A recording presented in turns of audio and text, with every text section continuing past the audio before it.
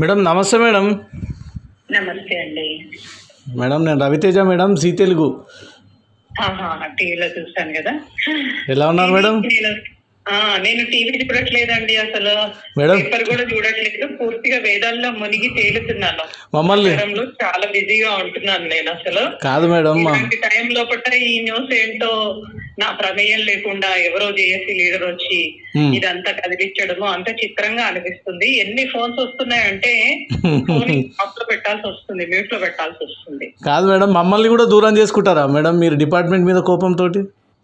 ఎవరింటి దూరం చేసుకుంటున్నాను? మా మీడియా పర్సన్స్కి అసలు ఇప్పటి వరకు ఎక్కడ కూడా ఏం జరుగుతుంది ఏమైతుంది అనే మీ మనసులో కదా, నా దగ్గరికి ఎప్పుడు వచ్చి ఇంటర్వ్యూ అడగలేదు. మేడం మీరు రామంతపూర్ ఉప్పల్లో ఉన్నప్పుడు నేను కనీసం 4-5 టైమ్స్ మీ ఇంటి కోసం నేనే వచ్చాను అక్కడికి. అవును, అదే పరకాల్లో ఓడిపోయిన తర్వాత ఇంకా నేను మీడియా ముందు రావాల్సిన అవసరం కూడా నాకు రాలేదు కదా. నేను ప్రజా తప్పుతాను కదా. అవును మేడం. ప్రజా వెళ్ళట్లేదు, వేదాన్ని ప్రచారం చేస్తున్నాను అంతే. నాకు అజెండా ఏమి లేదు, ఎవరి మీద నాకు కోపాలు ఏం లేవు, మీద లేదు, ఎవరి మీద లేదు. నేను తెలంగాణ తల్లి కోసం త్యాగం చేయాలనుకున్నాను. అప్పుడు అందరి ప్రాణాలు పోతున్నాయి కాబట్టి స్పందించాను. అయిపోయింది, తెలంగాణ అయిపోయింది కదా. ఇప్పుడు నేను వేరే రూట్ లో ఉన్నాను, వేరే దారిలో ఉన్నాను. మహర్షికి అనునాయిగా, వేద ప్రచారకురాలుగా ఉన్నాను కాబట్టి మేడం అది చూసాను మేడం.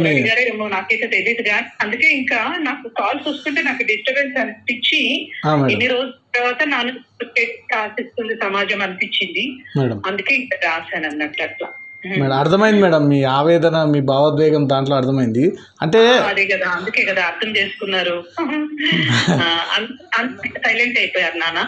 మేడం నిన్న జీ తెలుగు చూసారా మేడం మీరు? నేను టీవీ చూడను, నేను నా రూమ్ లో టీవీ ఉండదు. లింక్ ఏదో పోస్ట్ చేస్తారు కదా మేడం.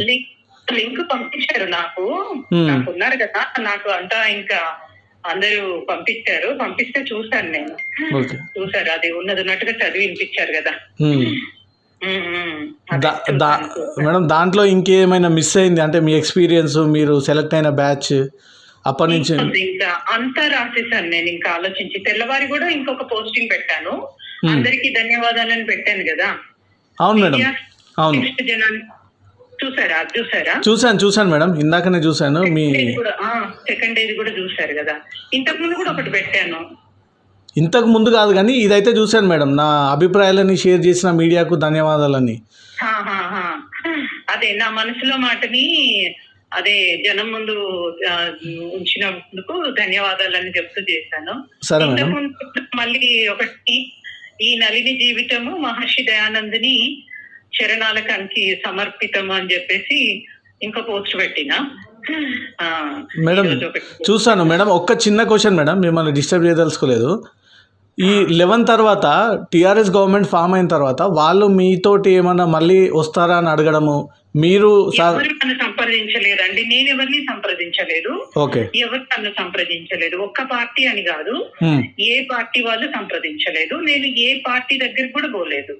నేను బీజేపీ పార్టీలో మెంబర్ని అయ్యుండి నేను ఆగిపోయాను నా అంతటా నేను. కాబట్టి ఎవరి మీద నేను దోషారోపణ చేయట్లేదు. నెక్స్ట్, నాకు అవసరం అని అనిపించలేదు, ఒకరి సహాయం నాకు అవసరం అని అనిపించలేదు. ఎందుకంటే నా దగ్గర విద్యలు ఉన్నాయి, ఏది లేకపోయినా డబ్బు లేకపోయినా కూడా విద్యలు ఉన్నాయి. నేను ఎవరి మీద ఒకసారి డిపెండ్ అయ్యి బతికే పరిస్థితి నాకు రాలేదండి. నేను అదే చెప్పాను కదా, పతంజలి వల్ల యోగిని అయ్యాను, వ్యాపారం చేశానని అన్నాను కదా. అందుకనే ఇప్పుడు యజ్ఞం చేస్తే నాకు దక్షిణ వస్తుంది, ప్రచారం చేస్తున్నాను, పుస్తకాలు రాస్తున్నాను. ఇప్పుడు ఇంకా 4 మెట్ల పైనే ఉన్నాను ఇంకా నేను అప్పటికంటే. అలా ఆ లైఫ్ అంటే నాకు ఆ సిచ్యువేషన్ పరకాల్లో ఓడిపోయినప్పుడు ఒక 1 year వరకు చాలా క్రిటికల్ పొజిషన్ ఉండే. ఆ టైంలో ఎవరు నన్ను అప్రోచ్ అవ్వలేదు అన్నట్టు. ఇప్పుడు ఎందుకు మేడం ఈ 12 years లో లేని ఒక్కసారి రెస్పాన్స్ మీ పేరుని టకాటక్?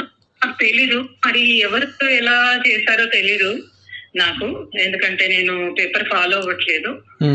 ఎలా జరిగిందో నాకైతే తెలీదు. ఏది జరిగినా మంచిగా జరిగిందిలేండి. నా నుంచి స్టేట్మెంట్. మేడం ఒకటి, ఇప్పుడు కాంగ్రెస్ వాళ్ళు ఏమైనా మిమ్మల్ని కాంటాక్ట్ అయితే జస్ట్ మీరు ఇంటర్వ్యూ చేస్తున్నారు, మళ్ళీ మీరు ఏదో ఇచ్చారనుకోండి, ఇంకా మళ్ళీ నాకు మొదలవుతుంది. ఆల్రెడీ ఆగిపోయింది ఇంకా.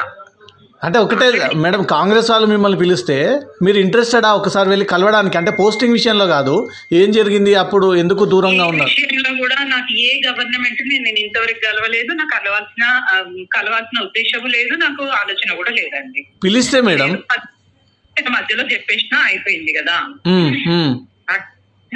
సరే భయ్యా, ఉంటాను మేడం. ఓకే ఓకే, నమస్తే, ధన్యవాదాలు.